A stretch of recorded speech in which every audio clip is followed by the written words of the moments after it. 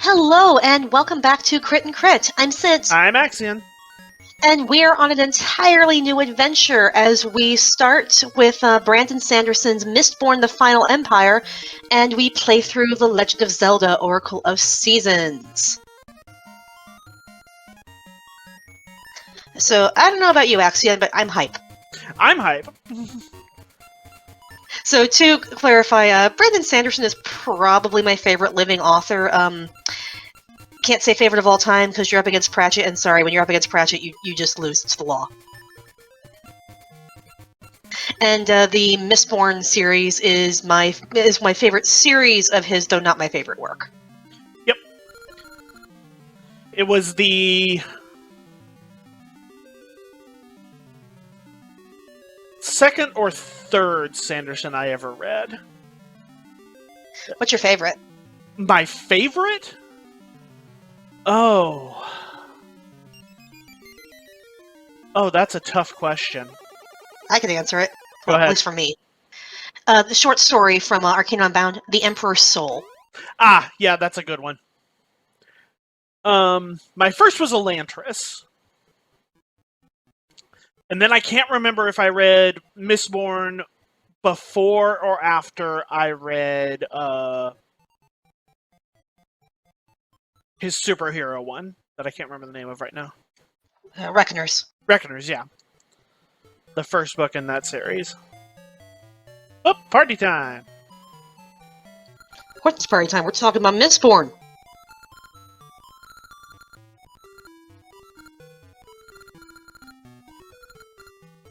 Anyway, as is tradition, we're going to talk about the plot first. I say it's tradition, though, how often have we actually done that? Most of the time, actually, we do. It's pretty rare when we postpone the plot recap because we have to set the stage first. Yep. So yeah, we begin with a world under the thumb of a tyrant and a traveler moving through a plantation with the usual plantation problem of a slave underclass. He speaks to them of rebellion and how you could have it better. And then, goes and kills the Lord anyway, so they don't really have a choice about rebelling. This is Kelsier, our hero, so to speak.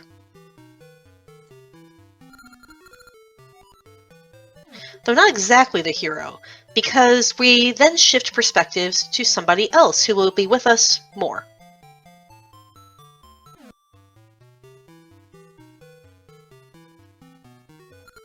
This is Vin, who is going to be our primary perspective character, though we will jump to other characters from time to time. Vin is a petite street urchin who is part of a thieving gang that she really doesn't want to be a part of, but doesn't really have a choice because of the debts her brother racked up before he disappeared.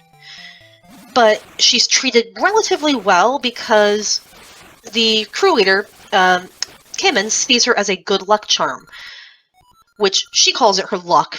She kind of has the ability to adjust people's emotional states, which she usually uses to avoid a beating.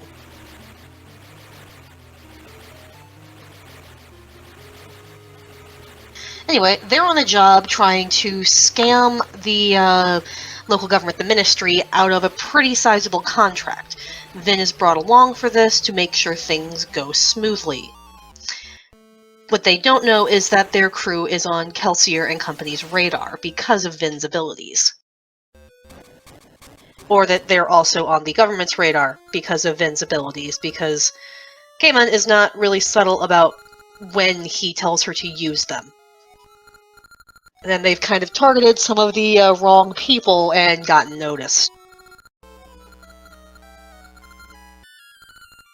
This ends up with Kelsier basically swooping in, saving Vin from Cayman when she provokes him while he's in a rather drunken state.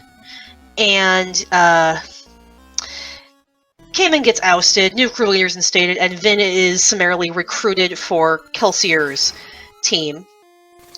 Because he realizes something that she doesn't, which is, oh yeah, that thing you call luck? That's allomancy. It's rare, and you're actually even rarer because you have more than one ability with it. If you only have one ability, you're called a misting, which is rare enough. You have all of them. You're Mistborn.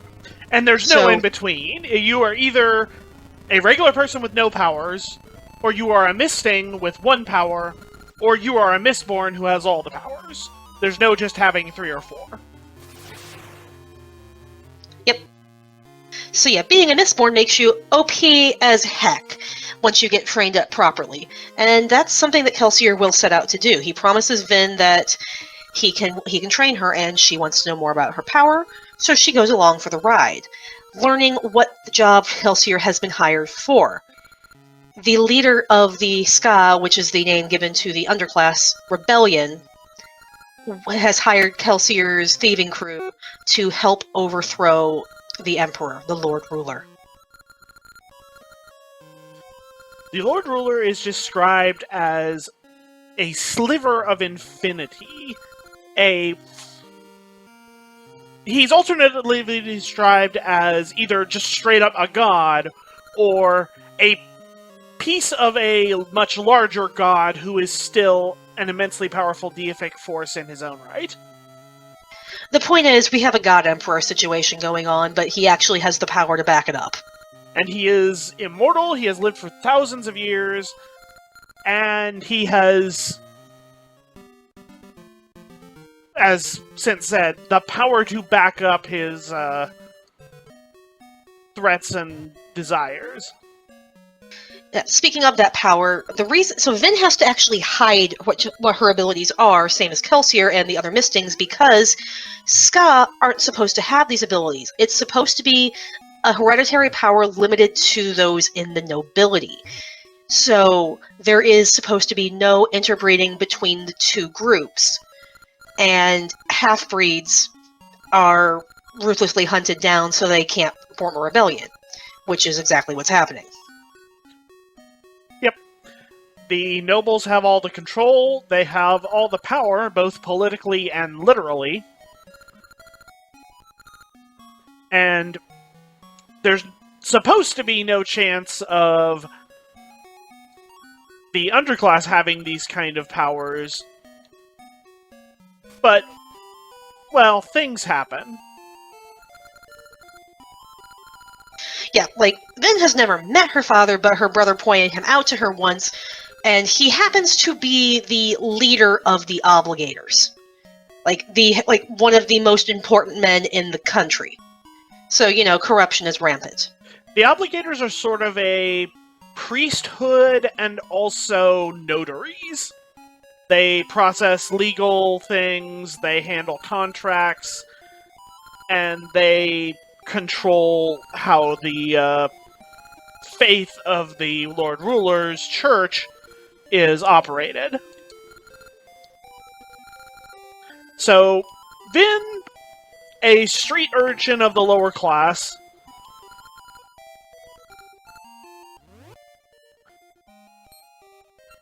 I have to pick a name for the baby. Having these exceptional powers is a big no-no, and we'll get back to that later.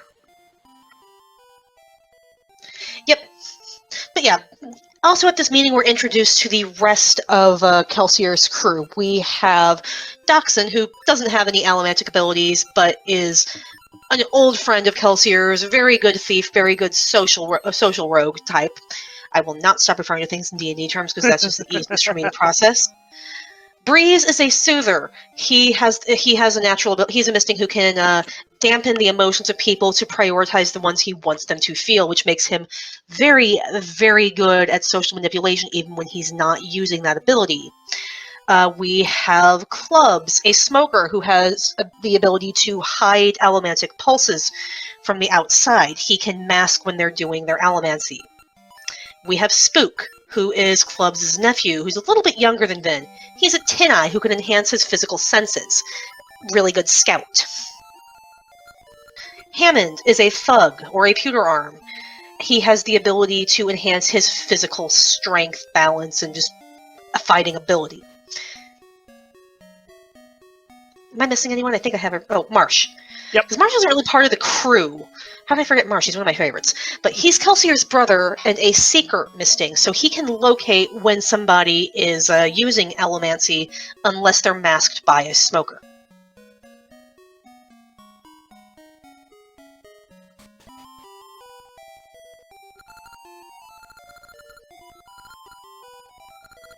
But yeah, they are hired by Yedin, the revolutionary, who is extremely skeptical of their ability to do this, but he's desperate. So they start setting out with their plan for how are we going to do this? Oh, let's turn the noble houses in town against each other, so while they're killing each other, we can just go in and rob the palace. That should start some chaos. We'll also work on recruiting an army, so we have something for a resistance. We need to infiltrate the nobility, though. Doxson, that's where you come in. Oh, can't do that. I got spotted, so they're on my trail. Hey, Vin! You want to play a noble? Cool. So we get to train the street urchin to learn how to act like a noblewoman. It's an interesting process. But helping in this process is a terraceman called Sazed. Is it Sazed or Sazed? I'm never quite sure. I've always said Sazed. Anyway, he's cool. So he's also, like, the most scholarly of the group. Like, it is his job to keep knowledge. He's part of what they call keepers, which we'll explain more later.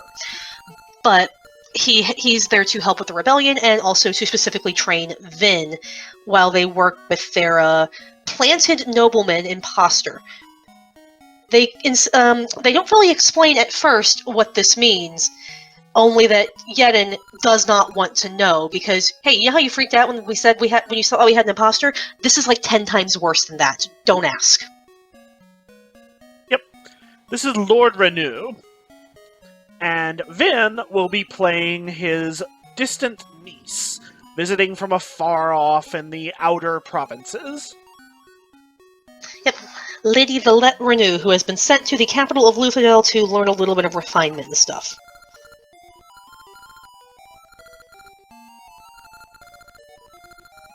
So, this is when we start splitting off into different perspectives, because we switch between largely Kelsier and Vin as they do different things.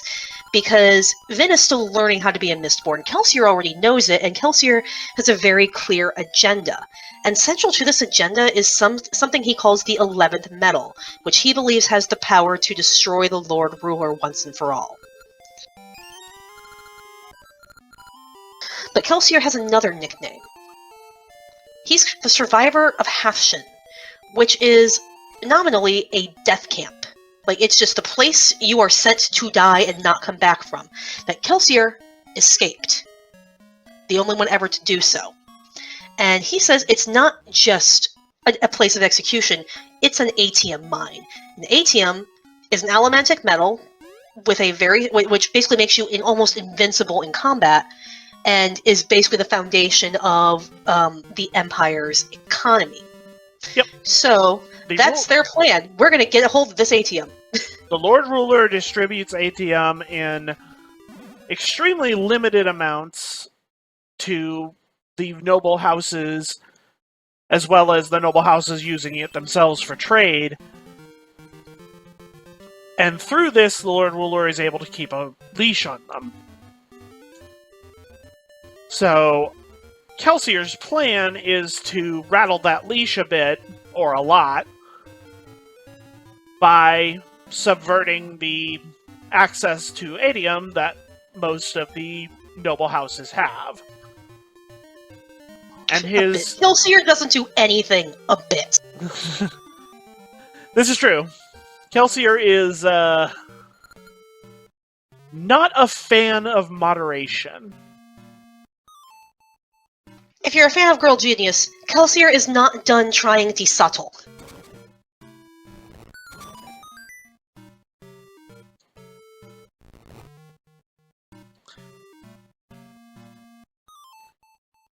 But yeah, we usually see Kelsier causing mayhem, gathering information, and just other things. And Kelsier has very, very few scruples when it comes to taking out the nobility. He hates them, and will any excuse to kill them or anyone who has chosen to work with them. which is a line that his brother does not wish to cross. Of, hey, I know your feelings on this, but these guys were just trying to feed their families by working for parasites. So, yeah, that argument's not going to get resolved anytime soon. And it's not just Marsh that he disagrees with. He argues with this with Vin, with some of his crew, with several people. It's not something that he's particularly, Kelsier is also not particularly good with dealing with no. Kelsier does what Kelsier wants to do. And will usually, if you're lucky, he will inform you what's going to happen before he does it. Yep. Kelsier's really bad about, oh, I changed the plan because XYZ. Yep. But he's just so darn charismatic, and he does like to be fawned over, which you see a lot when he's doing his business of building up his reputation and talking up this 11th metal, and it really feels like he's trying to do a lot more than just recruit an army, which we'll get to. But Vin has to start attending balls to establish herself as a noble presence in Luthadel. And right off the bat, she ends up, after being told, hey, try to keep a low profile, be seen, but don't try to make any big splashes, catches the eye of Ellen Venture, the heir to the wealthiest house in the city. Elend is a bit of an iconoclast in his own right. He doesn't seem to enjoy the company of most other nobles. He's constantly feuding with his noble father, the head of the house. Who is a jerk. He is.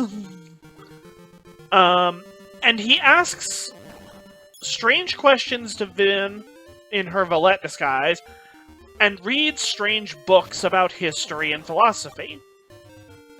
He doesn't want to do social climbing, he wants to study stuff, and you know what, let's just say Elend has goals. I mean, there's worse people to be in this story.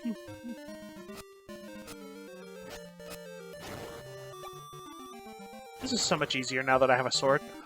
I can imagine. So you can obviously see how the conflict is going to arise here with Vin is part of the revolution here to help overthrow the nobility and is starting to fall for one of the nobility. And Kelsier wants to, you know, eradicate the nobility, so, yeah. But that night when Kelsier goes out to do his let's stir up some trouble business, Vin tags along. She is told not to tag along, but good luck telling a Mistborn not to do something when they have way more superpowers than you do to be able to sneak around effectively. So Kelsier says, "Ugh, fine, you can come with me, just try not to get hurt." Vin promptly gets hurt because when they're sneaking in, they are anticipated despite using their smoking abilities, and there are 3 Steel Inquisitors waiting for them. Now, Inquisitors are much more terrifying than Obligators.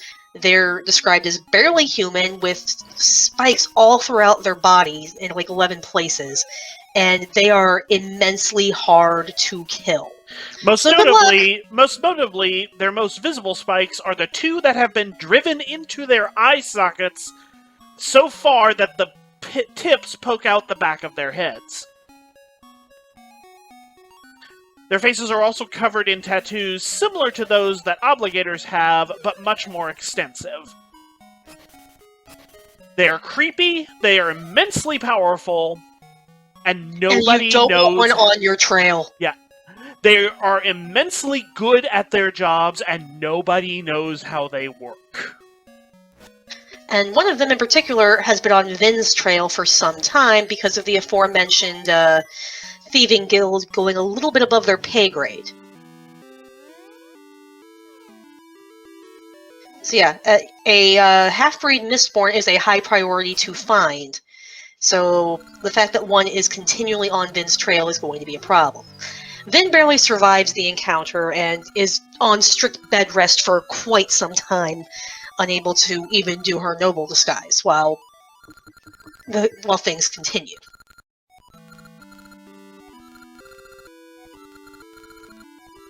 But things do continue decently well.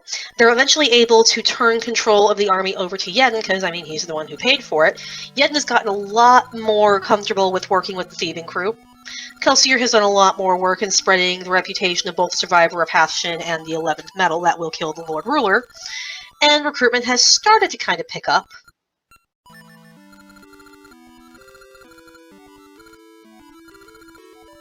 Then starts going back to balls and gets a little better at playing politics, kind of learns what she needs to look out for. Spends some time trying to learn from a translation of a book that she recovered on the night she almost got hemisected. Yep. Completely accidentally. She was just looking for a book that didn't have any metal in it to defend herself against the Inquisitor throwing pointy things at her. And you can't really defend yourself with metal in a world where metal is the source of and subject to a lot of powers. There are 2 powers for metal that specifically involve pulling it or pushing it. So yeah, you don't want to be able to be puppeted around by somebody who can control that. And that's basically how all the powers work in this world, but we'll get into the details of that in a future episode. But things start to go wrong when Yedden gets a little excited and decides to take the army that's only partially trained up against a local city garrison. Ford, I want to go kill people! Yeah, it doesn't go so good. So, most of the army's gone. They hide the rest of them in different pockets around Luthadel, so they have some resistance still there. They argue for a bit over, do we continue with the job because, well, the guy who paid us is gone. But they're convinced to keep going because, in retaliation for the rebellion, the Lord Ruler executes a few hundred random people in public to keep, everybody in line. So, yeah, everybody on the resistance side is still like, yep, nope, we still want to kill you. We're going to keep working at this. At the on the noble side of things, Vin has had some run-ins with a lady, Sean Alariel, who is the former fiance of Elend, and asks her to kind of spy for her.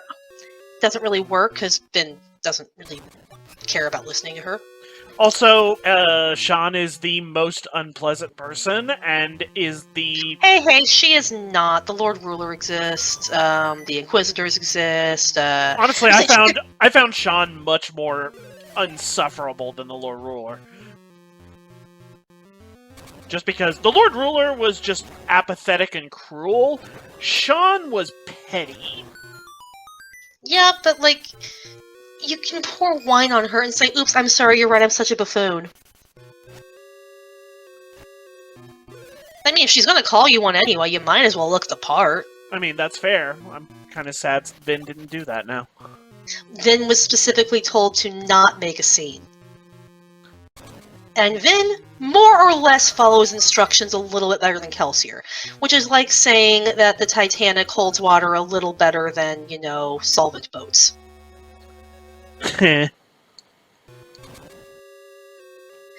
But eventually, Ellen doesn't really catch on, but Ellen's friends notice that, there's something really off about this Follette. Because don't you think it's odd that, she just so happened to meet you in this place that everybody knows that you always sit during parties? Which, it actually was a coincidence, because Vin just wanted to get away from the party for a second because she was kind of having a panic. And to get a better view of the ballroom so she had an idea of what she should actually be doing. But with everybody playing intrigue 24/7, it was easy for Ellen's friends to assume, no, yeah, she's here as part of one of the other houses must be trying to do something to targeting you. Nope. So he has her followed and says, no, look, there was no one in her carriage. So I don't know what's going on, but she was not there. Which prompts Ellen to try and break things off with her, telling her to get out of Luthadel because he thinks it's going to be dangerous. And that's the night that Vin learns that there are going to be assassins coming for Ellen that night. So, faced with the decision of, well, he just broke your heart, why do you owe him anything? No, but I love him, I'm going to go save him. Vin, who's only been trained as a Mistborn for the past, few months, takes on 2 fully trained Mistborns and a couple of Mistings, and wins. One of those Mistborn being Sean, who Vin kills in a duel and leaves her corpse in the yard of a rival house. I think she just left it there, because she was just like, okay, please don't kill me, please don't kill me, please don't kill me. Oh god, I'm outmatched. Why did I start this fight? Oh cool, I got an advantage. Stab. I'm gonna leave before they start shooting me.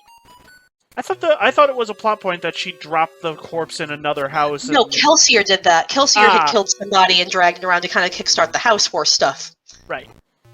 I got that. I'm glossing over a lot of this because this is a very dense book and I want to maybe not have this video take an hour. I mean, I'd be fine with that. Have you seen the list of episodes we have for this book? We're going to be here a while anyway.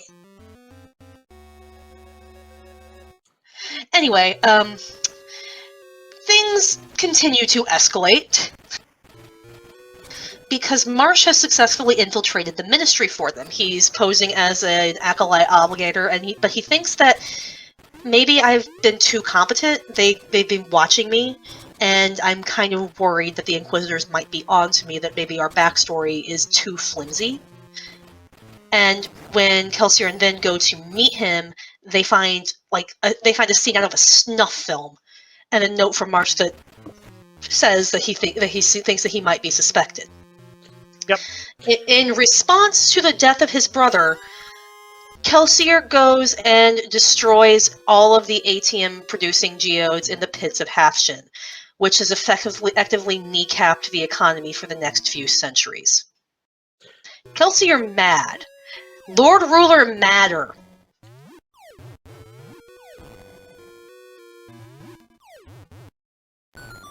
In retaliation for the retaliation, this is kind of a recurring theme, the Lord Ruler, again, rounds up many people to be executed, including the false Lord Renew and Spook, which means the group now has to get involved with trying to halt the executions. Even as they realize it's a trap and there are several Inquisitors waiting for Kelsier to show up.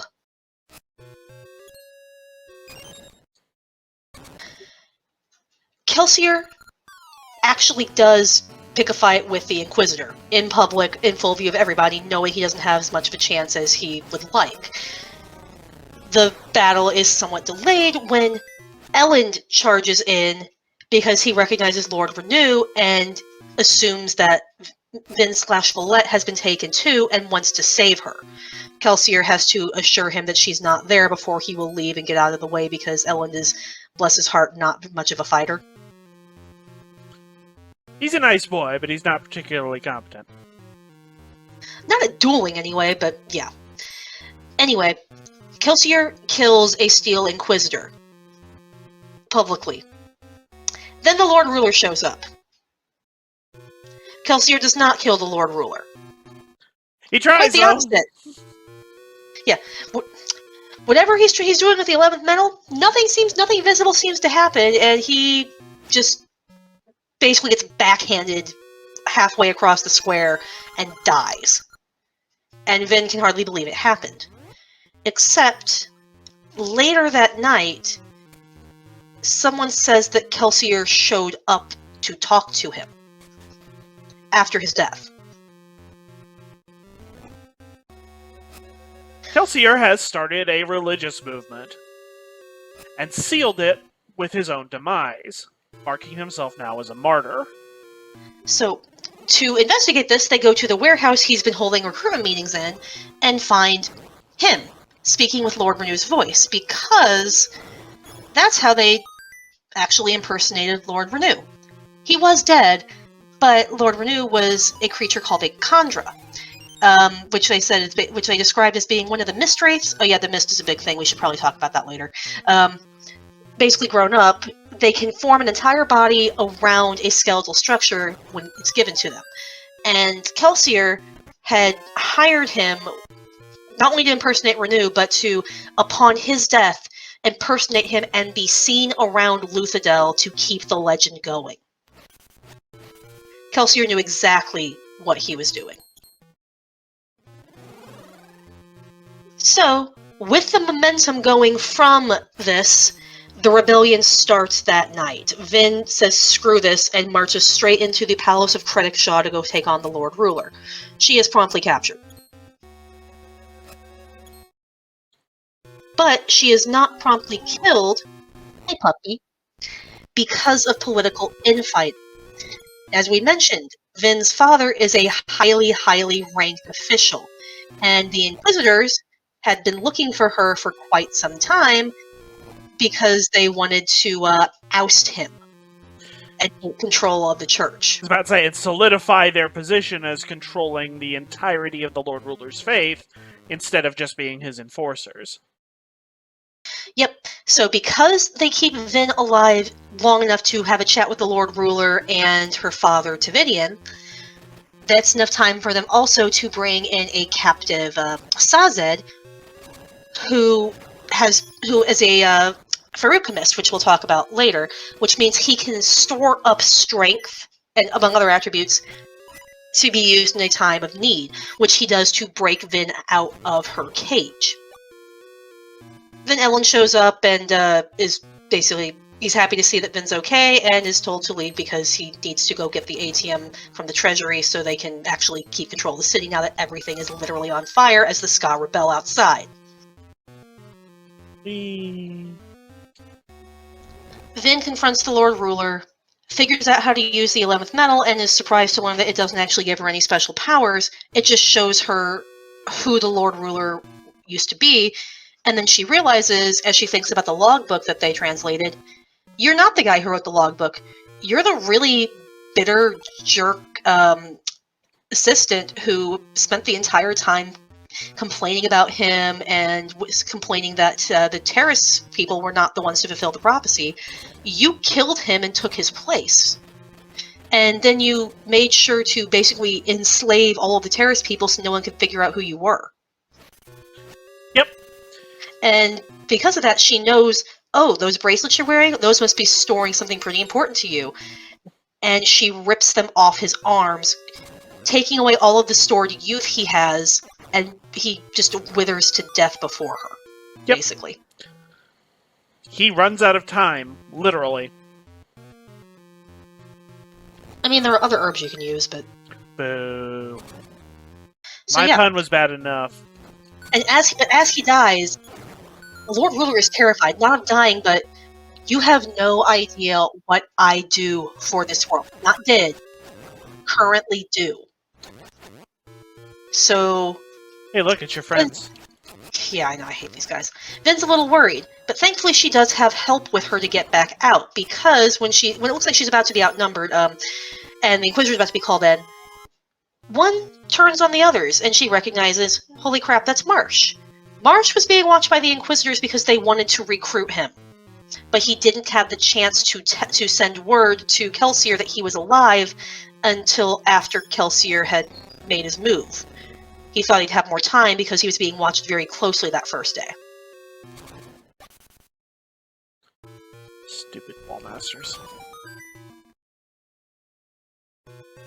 But this leaves the rebellion in control of the city for the moment, as they try to navigate the world without the Lord Ruler. What could possibly go wrong?